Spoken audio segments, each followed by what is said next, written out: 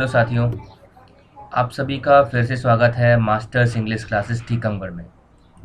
हम pronoun chapter पढ़ रहे हैं और ये प्रोनाउन का तीसरा वीडियो है। इस वीडियो में हम इट का यूज़ समझेंगे कि इट का प्रयोग कहाँ किया जाता है। कई जगह लोग इट की जगह दिस और दैट लगा देते हैं, तो आज हम जानेंगे कि कहाँ पर इट का प्रयोग सही हो। तो चलिए स्टार्ट करते हैं। जिन लोगों ने चैनल को सब्सक्राइब नहीं किया है वो सब्सक्राइब कर लें और वीडियो को ज़्यादा से ज़्यादा लाइक करें, शेयर करें। चूँकि हम प्रोनाउन चैप्टर पढ़ रहे हैं तो इट भी एक प्रोनाउन ही होता है। प्रोनाउन की परिभाषा हम पहले भी सीख चुके हैं। ऐसे शब्द जो नाउन के स्थान पर प्रयोग किए जाते हैं उन्हें हम प्रोनाउन कहते हैं। अब ही, शी, इट, दे, डैम ये सब हम देख चुके हैं, लेकिन इट का प्रयोग कहाँ होता है? तो देखिए, रूल नंबर 1 देखते हैं। रूल नंबर 1 देखेंगे, इट का प्रयोग जानवर, निर्जीव पदार्थ, देश, शिशु के लिए किया जा सकता है। इट का अगर हम प्लूरल इस्तेमाल करना चाहें तो इसका प्लूरल होता है दे। जैसे उदाहरण हम सभी देख पा रहे हैं स्क्रीन पर, America is a developed country. तो अमेरिका तो नाउन है, देश का नाम है। America is a developed country. It is a super power.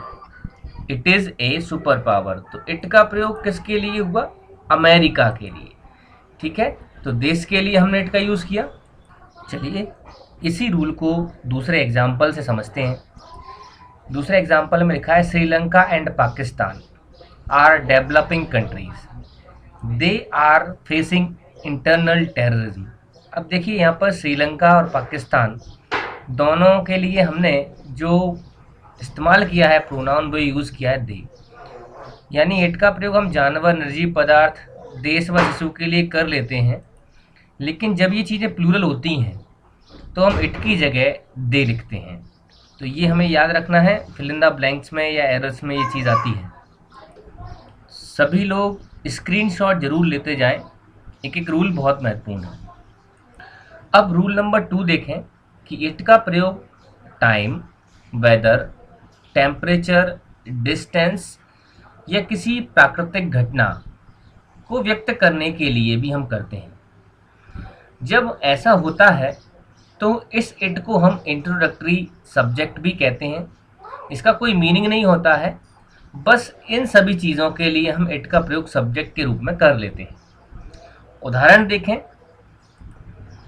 जैसे पहला उदाहरण हम देख रहे हैं, इट इज़ रेनिंग। ये क्या है? एक नेचुरल इंसिडेंट है। रेन क्या है? एक नेचुरल इंसिडेंट है। इसी तरह कोई सीज़न हो, विंटर, कोई मंथ हो, March, parts of day, morning, time है या कोई डे है, इन सभी के लिए हमने सब्जेक्ट के रूप में प्रोनाउन यूज़ किया है, वो है it. It is raining, it is morning, it is 6 o'clock, it is Monday. तो इन सभी के लिए भी हम इट का यूज़ कर सकते हैं। चलिए बढ़ते हैं रूल नंबर 3 की तरफ। अब रूल नंबर 3 देखते हैं। स्क्रीन पर आपको नज़र आ रहा है कि इट का प्रयोग इन्फिनेटिव, जीरंड या क्लॉज के बदले में भी किया जा सकता है। सभी चीज़ें हम बहुत डिटेल में आगे पढ़ेंगे कि इन्फिनेटिव क्या होता है, जीरंड क्या होता है और क्लॉज क्या होता है। कुछ यहाँ भी समझने की कोशिश करेंगे। उदाहरण देखें, it is easy to solve it. तो देखिए यहाँ पर इट का प्रयोग इन्फिनेटिव, जीरंड या क्लॉज के बदले में किया हुआ है। It is said that virtue is its own reward. तो यहाँ पर भी इट का प्रयोग सब्जेक्ट के रूप में हुआ है। किनकी जगह पर? इन्फिनेटिव, जीरंड या क्लॉजेस के बदले। तो रूल में कुछ ज़्यादा समझने का है नहीं, बस ये याद रखना है कि इन सभी चीज़ों के लिए हम इट प्रोनाउन का यूज़ कर सकते हैं। तो 3 रूल हमारे हो चुके हैं। चौथा रूल देखते हैं। रूल नंबर 4 देखें कि इट का प्रयोग सेंटेंस के सब्जेक्ट के रूप में नाउन या प्रोनाउन पर जोर डालने के लिए भी किया जाता है।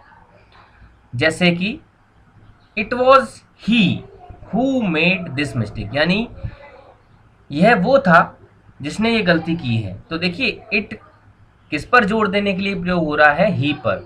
कि it was he who made this mistake.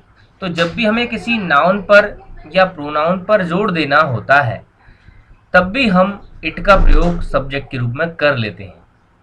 ठीक है, बहुत छोटा सा रूल है। आगे बढ़ते हैं। रूल नंबर 5 देखें कि इट का प्रयोग फ्रेज या क्लॉज को इंट्रोड्यूस करने के लिए भी होता है। इसको हम एग्जाम्पल से समझते हैं। इस एग्जाम्पल को देखिए क्या लिखा हुआ है, that the record will break today is probable, कि वो रिकॉर्ड आज टूट जाएगा इसकी संभावना है।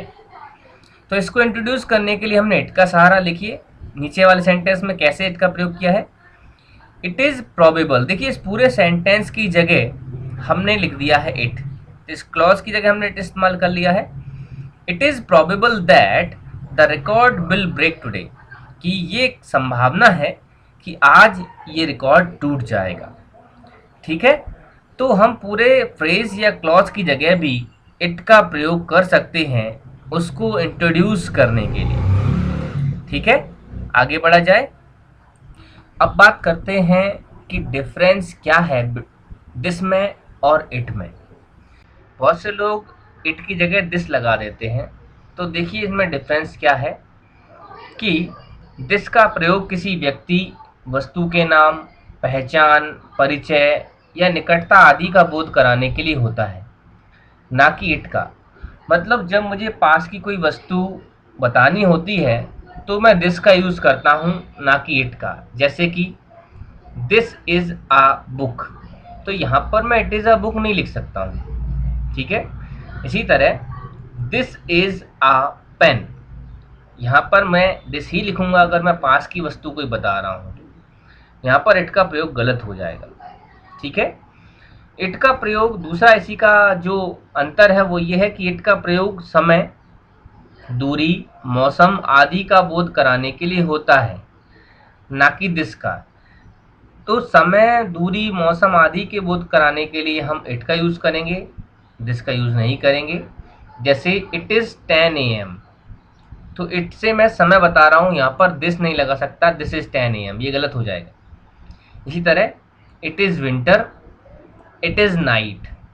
ठीक है, तो ये सारी चीज़ों को बताने के लिए हम इट का यूज़ करते हैं, ना कि दिस और दैट का। आगे देखें, एक नोट हमारे पास लिखा हुआ है, दिस के बाद नाउन का प्रयोग हो सकता है लेकिन इट के बाद नाउन का प्रयोग नहीं हो सकता है। ये हमें याद रखना है, क्योंकि दिस एक एडजेक्टिव भी होता है, इसे हम डिमॉन्स्ट्रेटिव एडजेक्टिव भी कहते हैं। तो दिस के बाद नाउन बिल्कुल आ सकता है लेकिन इट के बाद नाउन नहीं आ सकता है। जैसे क्या लिखा है, दिस बुक इज़ माइन, यानी ये बुक मेरी है, तो दिस एडजेक्टिव हो गया और इसके बाद बुक जो शब्द आया वो नाउन है। लेकिन हम जानते हैं कि इट तो प्रोनाउन है और प्रोनाउन के बाद कभी नाउन आता नहीं है। तो तो याद रखेंगे कि इट के बाद कभी भी कोई नाउन आएगा नहीं। ठीक है, अगला पॉइंट देखें, स्क्रीन पर आपके सामने है कि इट के बाद नाउन का प्रयोग नहीं किया सकता, क्योंकि नाउन के स्थान पर प्रोनाउन का प्रयोग होता है। ये मैं आपको पहले ही समझा चुका हूँ। जैसे इट बुक इज़ माइन, ये सेंटेंस ही गलत होगा। ठीक है, दिस बुक इज़ माइन लिख सकते हैं आप, इट बुक इज़ माइन नहीं लिख सकते हैं। अगर आपको लिखना ही है तो ऐसा लिखना होगा, इट इज़ माई बुक। ठीक है साथियों, तो ये सेंटेंस नीचे वाला जो है वो सही रहेगा, ऊपर वाला गलत हो जाएगा। अब देखेंगे अगला पॉइंट कि दिस का प्रयोग किसी सिंगुलर नाउन की तरह इंगित करने के लिए किया जाता है जब वह नाउन समीप हो, यानी पास की किसी व्यक्ति या वस्तु को बताने के लिए हम दिस का यूज कर लेते हैं। जैसे कि this boy is very intelligent, यानी ये जो पास में लड़का है, ये जो दिख रहा है ये इंटेलिजेंट है, तो यहाँ पर हमने दिस का इस्तेमाल कर लिया है और नाउन भी आ रहा है। पिछले रूल में आपने पढ़ा था कि जिसके बाद हम नाउन लगा सकते हैं। अगला पॉइंट देखें, इट का प्रयोग किसी सिंगुलर निर्जीव वस्तु या शिशु के लिए प्रोनाउन के रूप में होता है, यानी हम कोई निर्जीव वस्तु हो या कोई छोटा बच्चा हो उसके लिए इट का यूज कर सकते हैं, छोटा जानवर हो। जैसे it is a splendid monument. ठीक है, मॉन्यूमेंट क्या होता है? कोई स्मृति चिन्ह, इमारत भी हो सकती है। तो उसके लिए हमने क्या इस्तेमाल किया? इट, सब्जेक्ट के रूप में, निर्जीव वस्तु के लिए।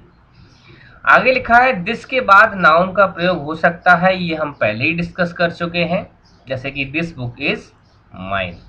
इट के बाद नाउन का प्रयोग नहीं होता है।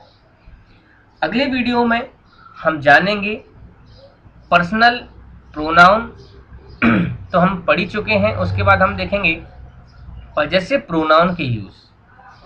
फिलहाल आप सभी ये टेबल जो आपको नजर आ रही है नीचे, इसको लर्न कर लें।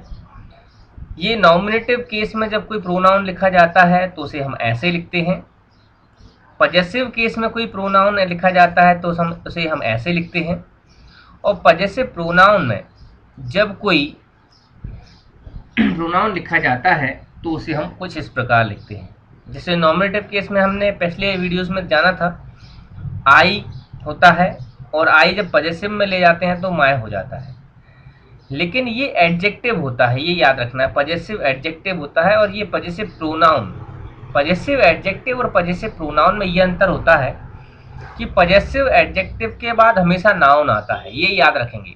यानी ये जो बीच वाला कॉलम है, ये शब्द आप देख रहे हैं, ये कभी अकेले नहीं आएंगे, इनके बाद हमेशा कोई ना कोई नाउन आएगा।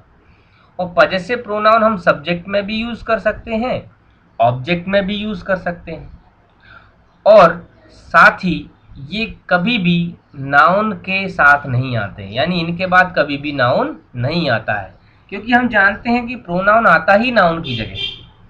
ठीक है साथियों, तो ये टेबल अच्छे से आप लर्न कर लें, इसका स्क्रीनशॉट ले लें कि नॉमिनेटिव केस में आई से पजेसिव में माया बन जाता है, पजेसिव प्रोनाउन में माइन। वी से अवर और अवर्स, यू से योर, योर्स, ही से हिज और हिज, शी से हर और हर्स, इट का इट्स हो जाता है, दे का देयर और देयर्स। तो आज के लिए इतना ही, और अब हमारे वीडियो स्टार्ट हो गए हैं और कंटिन्यूस आपको वीडियो मिलेंगे, तो घबराने की कोई बात नहीं। कुछ दिन का बीच में ब्रेक लग गया था किन्हीं कारणों की वजह से, पर अब आपके वीडियोस बिल्कुल प्रॉपर टाइम से आपको मिलते रहेंगे। तो पढ़ते रहिए। आज के वीडियो में हमने इट के प्रयोग के बारे में जाना। ठीक है साथियों, तो याद रखेंगे जो भी आज पढ़ा है, वीडियो को दोबारा रिपीट करके देखिए अगर कुछ छूट गया है आपका। और अगर आपको कोई चीज़ समझ में नहीं आती तो मुझे कॉल कर सकते हैं। हमारी ऑफलाइन क्लासेस भी जल्दी ही, लॉकडाउन जैसे ही हटेगा, स्टार्ट हो जाएंगी, क्योंकि अभी मेरे पास यहाँ पर लिखने की सुविधा नहीं है स्क्रीन पर, तो बहुत सी चीज़ें मैं नहीं समझा पाता हूँ, तो उन्हें हम ऑफलाइन क्लासेस में बहुत आसानी से समझ लेंगे। ठीक है साथियों, पढ़ाई ना छूटे, पढ़ाई रुके नहीं, करते रहिए। बहुत इम्पोर्टेंट विषय है इंग्लिश, आगे सभी एग्ज़ामों में हम लीड करेंगे इंग्लिश की वजह से। ठीक है, आज के लिए इतना ही, मिलते हैं अगले वीडियो में। धन्यवाद।